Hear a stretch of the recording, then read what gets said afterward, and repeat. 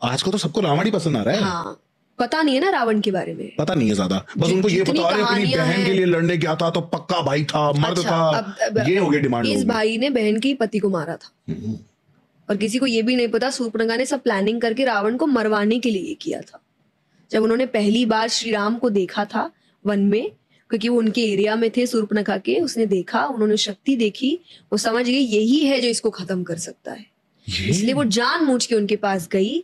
फिर वो सारे कथाएं हुई, फिर वो अपने भाई के पास आई, फिर भाई को भड़काया कि उनके साथ जो पत्नी है वो अति सुंदर है, वो तो लंका की महारानी होनी चाहिए। तो वो एक तो बहन के कोई बदले के लिए गया नहीं था, उसे था अपने लंका को और शानदार बनाना, वो शानदार सुंदर रानियों से बन सकता है, तो वो इन चीजों के लिए गया। दूसरा, ये भी अगर किसी को नहीं पता है, he was a rapist, please go and read about it.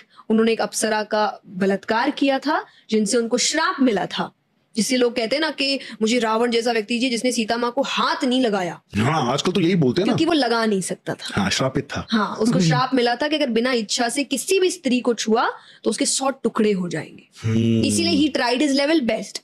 उन्होंने राम जी का रूप भी लिया सीता माता के सामने कि वो उस बहकावे में आके अपने आप को समर्पित कर दे। उन्होंने ये भी अफवाह फैलाई कि राम जी तो मर गए हैं युद्ध में, हाँ। कि अब बेचारी हार के अपने आप को समर्पित कर ले, पर अपनी मर्जी से एक बार समर्पित हो गई तो हो गई मेरी। तो ये बातें लोगों को पता नहीं है, पढ़ते नहीं है, तो उनको गलत चीजें सही लगने लग जाती है और सही चीजें, बट देन भी से कलयुग आ रहा है।